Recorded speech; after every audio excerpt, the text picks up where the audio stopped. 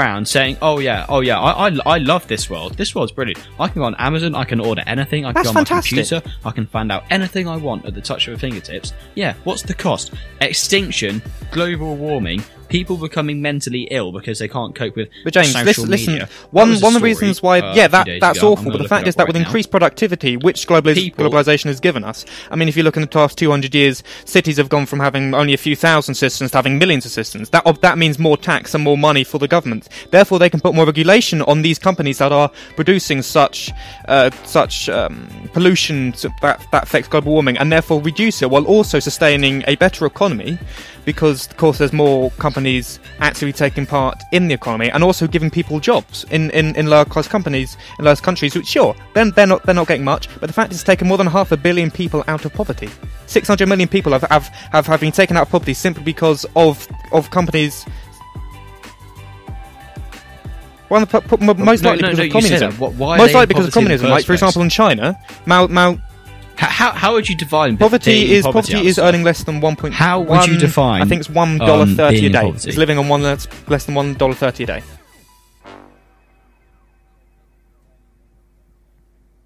Okay, and so if you're earning $1.30 a day, can you afford food and water? You probably can't. No. No, right? No, the answer is no. You probably can't feed a family on $1.30 a day. Exactly. So, instead of sitting down and saying, oh yeah, I need to work and earn this rubbish money and then not be able to feed my kids, right? Why don't you get up, go outside and go and find some food in a forest, right? Now that's easy for me to say, but when you're living in China and half of the flipping forest is gone... Africa used to be a nice country. Africa. Do you used to be a nice continent? Do you used to be a nice continent, It's an absolute wasteland. It's a wasteland. Sorry, that's exactly what I meant. A nice continent. The point is, we've ruined this planet, and now we're worried about people suffering from the consequences. Instead of complaining about the consequences, globalism is not the cause. The cause of global warming, all this, is companies not being properly regulated. Therefore, they can just produce, make pollution, and not use proper subsidies, not use proper sustainable services. That's the cause of global warming. Global warming is us saying, okay, let's allow all these people to go on planes everywhere and not have regulations on planes. Oh, for God's sake! Planes are good. You raised a really important point there, Alasdair. Planes. The globalists. That they have 100+ people in an airtight container. This is not logical debate. What chemicals being pumped through the air into your bodies? This is speculation, James. How do we know what chemicals? This is not fear mongering. This is how the globalist agenda if you go works. About that, you're never going to get anything done because you're scared of everything. I don't want to walk into this room because there might be a globalist pumping nitrous oxide in here. You can't get anything done with a mindset like that.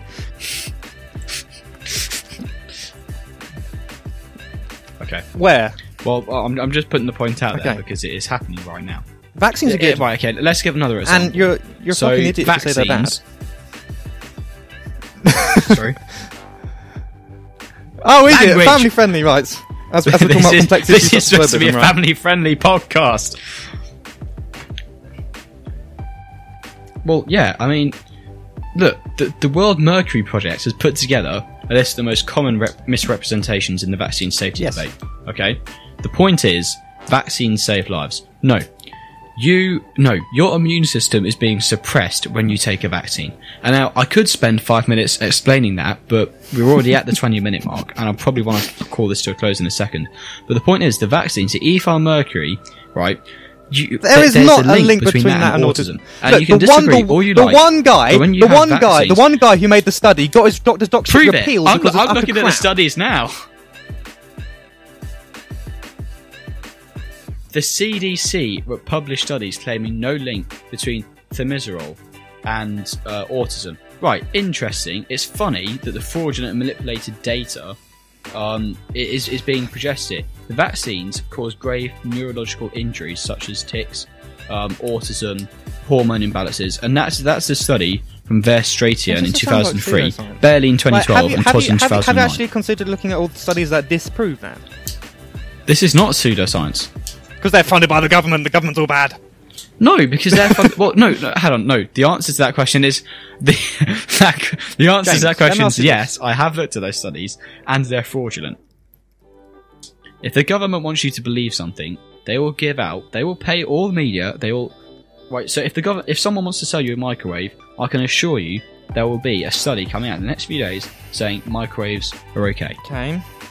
For James, let me ask you this. It's false. Do you have malaria? Animachi, yes. Do you have No. cholera? Do you have smallpox? And do you know No. why you don't have these things? It's because you took vaccines against them. What's that? No, it's because I'm living in a country where there aren't any mosquitoes. I'm living in a country where I can have access to water. Right? Oh. Whether it's clean water is another debate because the government's still putting chemicals in it. And Yeah, but the thing I is, don't though, have like, smallpox if there's an because I haven't been outbreak of it, if infected one person with doesn't that have pathogen. vaccine and there's an outbreak of it, then no, it's not just natural selection. It's not natural selection. If there's not natural selection, That if is there's some natural kid who selection. hasn't been vaccinated. That's exactly what it is. The population boomed in the 1800s from 1 billion James. over 200 years to This 7 is- billion, Alasdair. this is- That is James, natural the selection fact that is the natural order of things that the being world placed out population of has balance. massively is not increase. I'm sorry. Increase massively. Improved, It's increased not an is the effect of that's more of an That's okay, effect that's of globalism, a global economy. Exactly. Our planet is dying, and we are killing it. And as you just said, that is globalism. Can't you see the upside? The fact that you're not dead talking to me right now. Isn't it The ironic fact that we can sit here and have a conversation over the internet while not having to be face to face. The fact that I can go off and live in Australia and it costs me only a few grand. Well, 100 years ago it would have been absolutely impossible. In 100 years ago, I probably wouldn't have been able to move 5 miles. Don't you think that's fantastic? Don't you think that's a phenomenon? The fact that I can. you would have been on a horse. Right, the Romans conquered half of Europe, Alasdair. Actually, sorry, let me rephrase that. The Romans conquered half the known world on horses. Well, If no, you're I mean, telling most me people can't move you that can't amount of move 5 distance. miles, The Romans then were you're having a conquerors. laugh. They had soldiers go off and do that. Soldiers who were trained to move through all these different terrains and stuff. Normal people couldn't move. Normal people could not move. No, they couldn't. Yes, they could. I'm No, Alasdair, we're talking about things that you simply don't understand at the moment. There were Most people hundreds didn't, though. of Most thousands people didn't, did they? who went out in the provinces of the Roman Empire and the Greeks. You're not born a warrior, okay? You are born a human. Yeah, exactly, And you learn because we have skills that skills we that don't need today because we have because cars. you've got Skills that make us we've got lazy. planes.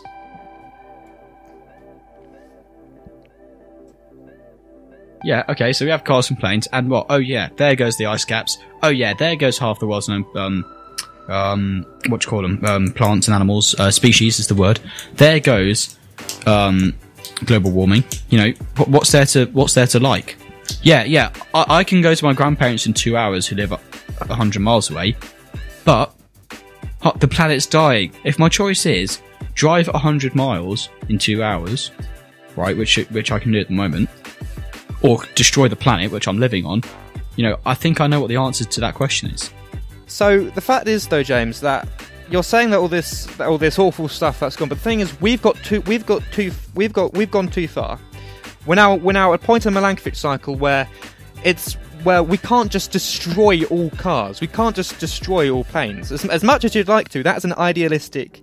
An idealistic mindset. I'll go with that. I'm not agreeing, but I'll go with that for your argument. The way to reduce the effects of global warming, because we've gone past it. I mean, if you look at last year, Hurricane Irma, Hurricane Jose, Hurricane whatever they're called, all those hurricanes, and they're direct consequences of global warming, and we can't go back.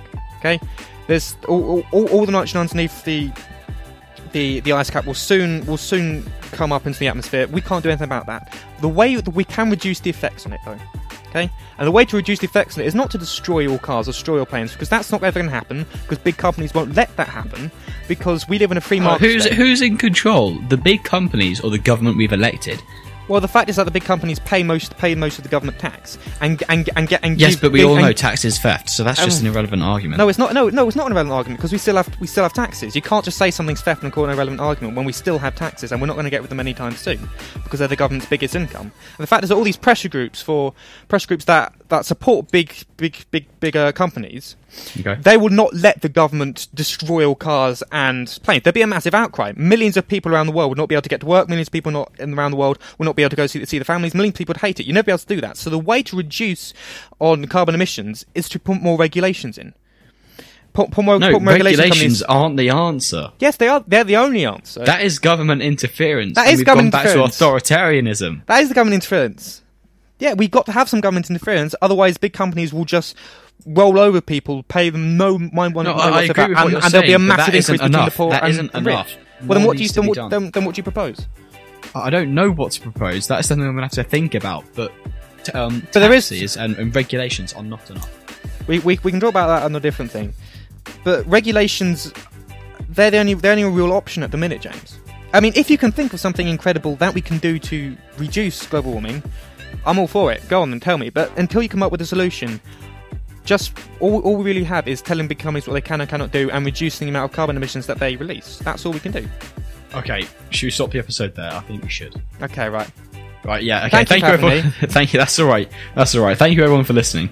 If you have any questions, or you want to ask me or Alasdair a question, or you want us to talk about a certain topic next week or next episode, send me an email at reviewoftheweekpodcast@gmail.com. Yes. I'll be happy to answer that.